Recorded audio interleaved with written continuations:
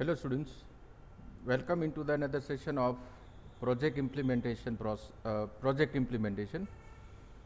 તો લાસ્ટ લેક્ચરમાં આપણે થોડું ફર્સ્ટ સેશન વિશેનું ડિસ્કશન જે કર્યું હતું જેમાં પ્લાનિંગની અંદર આપણે ફોકસ કર્યું હતું. ના once the planning internal planning of you and your team is done, then you have to go for analysis. See, this is a very very important part of entire project. ઘણા બધા અનુભવો મને થયા છે, થાય છે અને થશે. એની અંદર ખાસ હું આ ફોકસ કરવા માંગીશ એનાલિસિસ પાર્ટ ઉપર. એનાલિસિસ સિંગલ વર્ડ નથી, પણ એ એકચ્યુઅલી એક સબ્જેક્ટ છે. અને એમ કહી શકાય ને કે આખા પ્રોજેક્ટનું જે નિષ્કર્ષ છે, કન્ક્લુઝન જે છે, એ તમારા એનાલિસિસ ઉપર રહેલો છે. એમ કહેવામાં આવે છે કે as much as your analysis is strong, your project is strong. What is analysis? Analysis means it's a process of expanding our project from very basic to advanced. That is called as analysis. એનાલિસિસની અંદર ઘણું બધું આવે છે. જો આને એક subject તરીકે જોઈએ તો તમારે સિસ્ટમ એનાલિસિસ એન્ડ ડિઝાઇન શેડ કરીને એક સબ્જેક્ટ છે એને અંદર સ્ટડી કરવું પડે, પણ આપણે બહુ વાતું નથી કરવી, because I want to start with practicals as soon as this 6 spike gets completed. So analysis means what? Again, it's a pen and paper process where you have to justify your definition. જે આપણે પ્લાનિંગની અંદર definition અને front end અને back and નક્કી કર્યા કે ભાઈ મારે પીએચપીની અંદર અને માયસ્ક્યુએલની અંદર આ પ્રોજેક્ટ કરવો છે, કે મારે કોર્ડિનેટર કે લારાવેલની અંદર આ પ્રોજેક્ટ કરવો છે, તો એ તમે જે પ્લાનિંગની અંદર ફિક્સ કર્યું, તમારા ટેકનિકલ આસ્પેક્ટ્સ જે છે એ પ્લાનિંગની અંદર ફિક્સ કર્યા, based on that you have to do the analysis of your definition. That means what type of facilities that you have to include into the project, that must be included into the part called analysis. Now again, this is a procedure in which you have to sit with your colleagues, or you can say the project partners, where you have to discuss each and every level of understanding for the different types of modules which you are going to implement and you wish to include into the project. એટલે કે શું કહેવા માગે છે કે આની અંદર તમારે સૌથી પહેલાં તો આખા પ્રોજેક્ટના ઇક્વલ નંબર ઓફ મોડ્યુલ્સ નક્કી કરવા પડશે. સે ફોર એક્ઝામ્પલ કે હું કોઈ એક શોપિંગ ઓનલાઈન ઈ કોમર્સની વેબસાઇટ બનાવું છું, પછી એમાં ઘણા બધા ડોમેન્સ હોય. Say for example, suppose you are selling the jewelleries through online, you are selling shoes online, you are selling some grocery items online. આ બધું તમે અને XYZ બીજા એક્ઝામ્પલ, પણ all this are under the category called e commerce. આ બધી જે category છે ને ઈ કોમર્સના અંડરમાં આવે છે. That means suppose any of the site you are implementing in this particular domain, it is under the e-commerce. What happens into the e-commerce? Again, it's a big subject, but I will try to explain it in very short and a simple manner, that e-commerce means it is a place where buyers and seller get a common platform for selling and buying the goods. That is called as e-commerce platform. એના ઘણા બધા examples આપણી સામે પણ છે, like Amazon છે, Flipkart છે, then Amazon, Flipkart and many other website અત્યારે મને યાદ નથી આવતી, but on which you can buy and sell the products. Buyers જ્યાં હશે ને ત્યાં સેલર્સ વધારે હશે.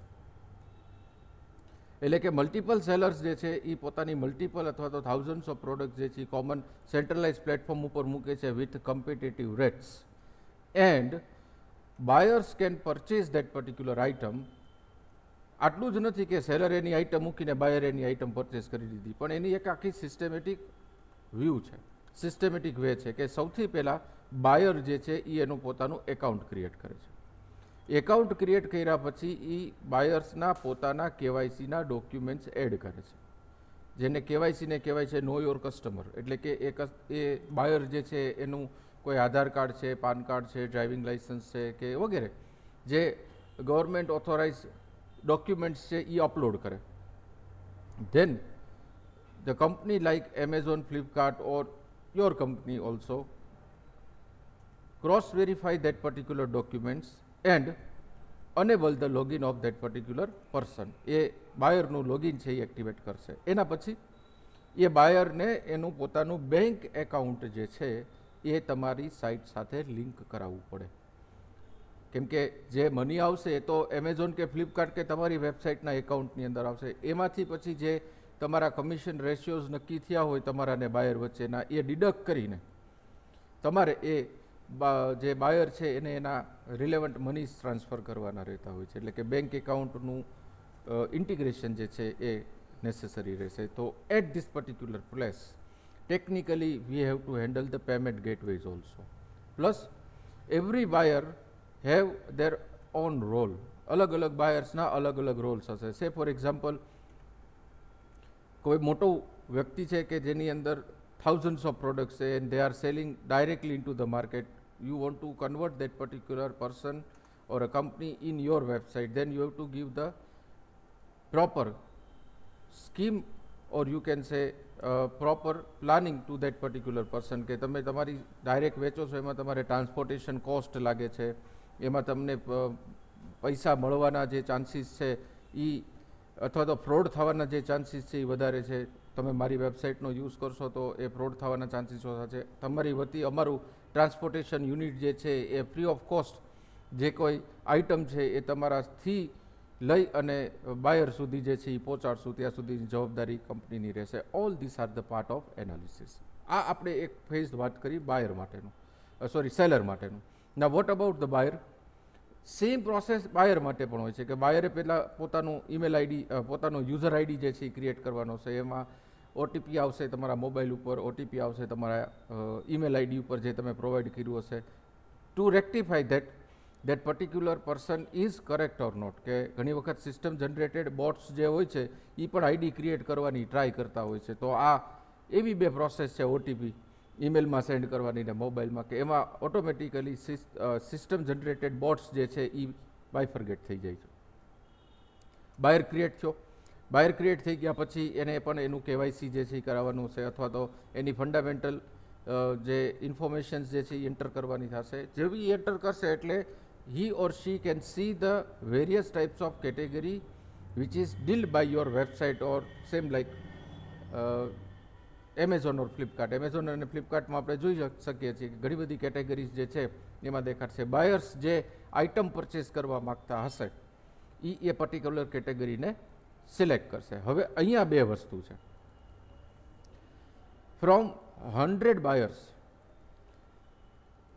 there is a chance, there is a single percentage chance is over there કે 1% ચાન્સ છે કે જેમાં 100 માંથી એક બાયર જે છે એ કોઈ પ્રોડક્ટ પરચેસ કરે, બાકી 99 બાયર્સ જે છે ને એ ઇન્ફોર્મેશન બ્રાઉઝ કરતા હોય છે. તો અહીંયા તમારે એનાલિસિસના પાર્ટમાં એક વસ્તુ મૂકવી પડે કે કમ્પલસરી જે બાયર લોગિન થાય છે એને પરચેસ કરવું જ પડે એ ન હોય. Many of the projects I have visited in which student makes this mistake કે લોગિન કરે એટલે સીધું રીડાયરેક્ટ થઈ જાય એના એડ ટુ કાર્ટમાં. નો, they want to just see the description of the product that you are dealing with.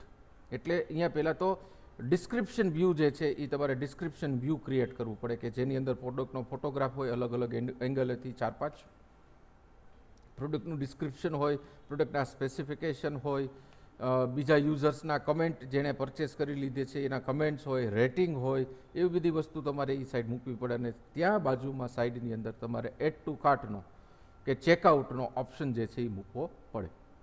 Once they checkout, once they press the checkout button, ફરી પાછું પેમેન્ટ ગેટવે ઇન્ટિગ્રેશન છે ઇનિશિયેટ થશે અને જે બાયર છે એના એકાઉન્ટમાંથી મની ડિડક્ટ થઈ અને તમારી વેબસાઇટના કે આપણે એમેઝોન ફ્લિપકાર્ટનો અત્યારે એક્ઝામ્પલ લીધેલો છે એના એકાઉન્ટમાં પૈસા જે છે એ આવશે અને જે ઓર્ડર ટ્રેકિંગ પેજ જે છે એ ઓપન થશે. ઓર્ડર ટ્રેકિંગ પેજ એટલે તમને બધાને ખ્યાલ હશે કે એમેઝોન કે ફ્લિપકાર્ટ જેવો ઓર્ડર એક્સેપ્ટ કરે છે એટલે તમારા મોબાઈલમાં એક મેસેજ આવશે કે order number 100 has been accepted by the Amazon, shortly you will received your product at your following address, અને ડેટ પણ એ લોકો આપે છે.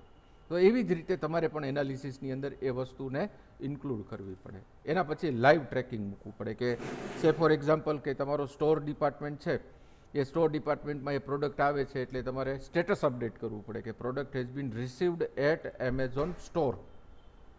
ત્યાં પેક થાય છે, લેબલિંગ થાય છે, કુરિયરની અંદર મૂકવામાં આવે છે, તો સ્ટેટસ અપડેટ થવું જોઈએ કે your product has bin dispatch from Amazon. પછી માનો કે સે ફોર એક્ઝામ્પલ બેંગ્લોરથી અમદાવાદી પ્રોડક્ટ આવે છે, તો અમદાવાદનું જે કુરિયર કંપની છે એ અપડેટ તમને આપશે કે your package is received at Ahmedabad. અમદાવાદથી રાજકોટ રિસીવ થાય છે, તો અમદાવાદ રાજકોટની જે કુરિયર કંપની છે એ સ્ટેટસ અપડેટ કરશે. રાજકોટની કુરિયર કંપનીમાંથી તમારા ઘરે સુધી ડિલિવરી બોય લઈને નીકળી ગયો છે, એટલે ફરી પાછું સ્ટેટસ અપડેટ થશે કે your product has bin dispatch from Rajkot local office to your door step. હવે જેવું તમારા ડોર ઉપર નોક થાય છે અને તમને પ્રોડક્ટ ડિલિવર થાય છે, પેમેન્ટ જો તમે ઓનલાઈન કરી દીધું હશે તો ડાયરેક્ટ પ્રોડક્ટ ડિલિવરી થશે, otherwise you have to go for cash on delivery. તમે કેશ ઓન ડિલિવરીનો ઓપ્શન સિલેક્ટ કર્યો એટલે કે પેમેન્ટ ગેટવેમાં એ બધા ઓપ્શન આવે છે.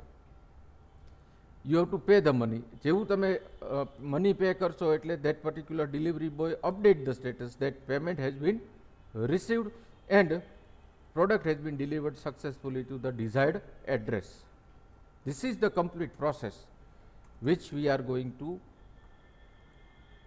which we have to handle into the e-commerce platform. મેં બહુ શોર્ટની અંદર e-commerce પ્લેટફોર્મની જે બેઝિક ટ્રાન્ઝેક્શન્સની પ્રોસેસ છે જેને TPS કહેવાય, ટ્રાન્ઝેક્શન પ્રોસેસિંગ સિસ્ટમ, એ એક્સપ્લેન કરવાની ટ્રાય કરી. It's a very big subject. You have to think in very depth about this particular topic. But all these are the part of analysis. Now once the analysis is done કે ભાઈ મારે login બાયરનું create કરવાનું છે, એનું KYC કરવાનું છે, એનું bank link account કરવાનું છે, મારે સેલર છે એનું એકાઉન્ટ ક્રિએટ કરવાનું છે, એનું KYC કરવાનું છે, એનું પછી મારે બેંક લિંક એકાઉન્ટ કરવાનું છે, ધેન પ્રોડક્ટ ડિસ્પ્લે કરવા માટેનું પેજ ડિસ્પ્લે કરવાનું છે, એની અંદર મારે પ્રોડક્ટનો ફોટો આવવો જોઈએ, ડિસ્ક્રિપ્શન આવવું જોઈએ, પ્રાઇસ આવવી જોઈએ. તો એ બધું શું છે? All this is called as design. See, website becomes more popular based on two things. બે વસ્તુ ઉપર તમારી વેબસાઇટ જે છે ને એ પોપ્યુલર થાય. એક તો એની ડિઝાઇન ઉપર. Your design should be attractive. And second one is that whatever the functionality you specified for that particular website should work without any exceptions. એટલે કે કોઈ એરર વિના યુઝરનો એક્સપિરિયન્સ જે છે એ પ્રોપર તમારી સાઇટ ઉપર રહેવો જોઈએ. માનો કે યુઝર લોગિન કરીને બેસે ને પેજ જ ન ખુલે તો it would be the bad part of your design. So third phase is the design phase. Now once the static page of all entire website is designed, જો અહીંયા પાછું ટીમ મેમ્બર્સમાં વર્ક ડિસ્ટ્રીબ્યુશનની વાત આવે છે. A single person cannot do everything. You have to bifurcate your work in a team. Team મેમ્બર્સમાં જે designers હોય ને એને તમારે કહેવું પડે કે આટલું આટલું તમે મને ડિઝાઇન કરીને આપો. Once they give the design, then the implementation, that is phase number 4, will be started. What happens into the implementation phase? Now into the implementation phase, entire logic of website gets set properly. જેમાં આપણે વેલિડેશન્સથી માંડીને testing ડેટાથી માંડીને તમામ ટાઈપની functionality મારી વેબસાઇટની અંદર જે છે ચાલે છે. કે પ્રોડક્ટ સિલેક્ટ કરી તો પ્રોડક્ટનો ફોટો ઝૂમ થવો જોઈએ, પ્રોડક્ટનો ફોટો ઝૂમ ઇન કે ઝૂમ આઉટ થવો જોઈએ, ડિસ્ક્રિપ્શનમાં રીડ મોર કરું તો બિગ ડિસ્ક્રિપ્શન આવવું જોઈએ, શોર્ટ ડિસ્ક્રિપ્શન આવવું જોઈએ, પ્રોડક્ટના અલગ અલગ ફોટોગ્રાફ્સ જે છે એ બ્રાઉઝ થવા જોઈએ, વગેરે વગેરે વગેરે. All this are the part of implementation. Now once the implementation is done, you can say that yes, my project is 90% completed. Then the role of testing team will be there in front. Testing team have to check the entire functionality as well as the bug into the design. કે ભાઈ ક્લાયન્ટે એમ કીધું હતું કે મારે અહીંયા font જે છે એ green કલરના જોઈ છે ને તમે બાય મિસ્ટેક રેડ કલરના મૂકી દીધા હોય તો that auditing will be done by the testing team. And say for example in a name, buyers name or the sellers name, digits are not allowed. અને તમારો પ્રોજેક્ટ જે છે કે તમારી વેબસાઇટ છે એ નેમની અંદર ડિજિટ્સ એલાઉ કરતું હોય તો that will be the big bug part of the entire website. That should be audited by the testing team. Once the testing team has given the green signal, phase number 1, 2, 3, 4 નું કામ જે છે ને એ પૂરું થઈ જાય છે. Planning department, analysis department, design department અને ઇમ્પ્લિમેન્ટેશન ડિપાર્ટમેન્ટના કામ પૂરા થઈ જાય છે. They are free and they can be occupied into the another project, or you can be the part, you can occupy yourself for the another project because you have already tested the project. Now once the project get tested, it should be integrated also. That means you have implemented your project into the local server. You have to make it centralized કે ભાઈ જેના ઘરે internet connectivity હોય એ તમારો website જે છે access કરી અને એની અંદરથી પ્રોડક્ટને સેલ કરી શકે ને બાય કરી શકે in terms of e commerce only. બાકી વેબસાઇટ ઘણી બધી ટાઈપની આવે છે. I have just taken the example of e-commerce website because this topic is hot favorite right now into the market. Now once the testing and integration is done, the sixth and the last part is maintenance. As I have indicated into the planning phase of project implementation that it is our moral duty that once the project gets completed successfully, it should be maintained throughout the life cycle of entire project. તમારી અને તમારા client વચ્ચેની રિલેશનશિપમાં જ્યાં સુધી કોઈ મોટો ફેરફાર નથી આવતો ત્યાં સુધી તમારે એને મેન્ટેન રાખવી જરૂરી છે. C, we are dealing with the technical things. આપણે ટેકનિકલ વસ્તુ સાથે ડીલ કરીએ છીએ. ટેકનિકલ થિંગ્સની સાથે જ્યારે તમે ડીલ કરતા હોય ત્યારે everything is proper at the very first day. As the day passed, some of the problem might be faced by you visible onto the screen. So all this thing is considered to be the maintenance part. હા, એવું maintenance પાર્ટની અંદર પણ આવી શકે કે જેમાં જે વ્યક્તિની તમે આ વેબસાઇટ ડિઝાઇન કરેલી છે, જે કંપની માટેની વેબસાઇટ તમે ડિઝાઇન કરેલી છે, એ તમને નવા ચેન્જીસ પણ આપે. But all that changes should be on paid base. I request all the listeners that whenever you sit with the owner or whenever you sit with the person who assigns the project, first finalize the number of tasks and according to that give the budget. જે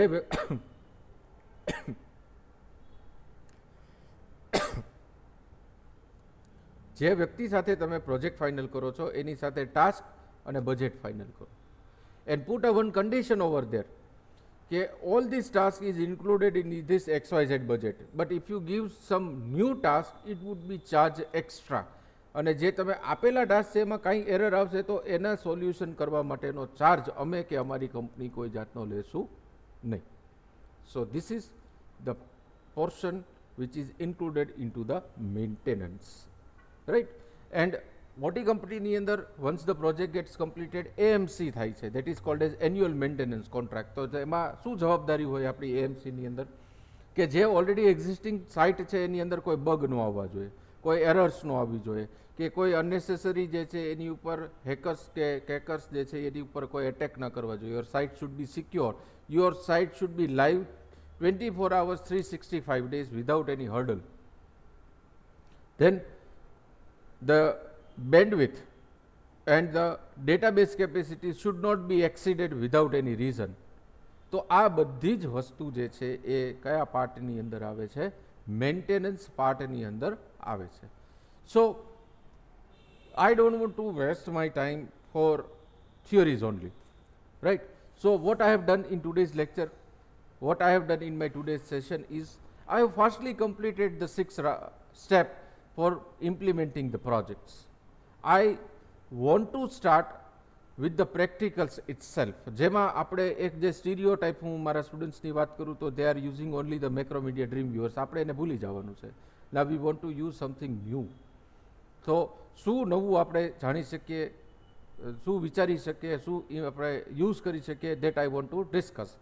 So over here, very briefly, I have tried my level best to communicate about the simple project implementation process.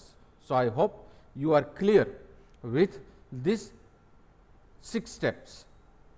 Now we are going to implement a simple project practically. આપણે એક simple project જે છે practically implement કરશું. So wait for my another session. In that I am going to start with the implementation phase of a project through the core PHP and MySQL. Thank you very much students, my dear friends, for listening me, and have a nice day.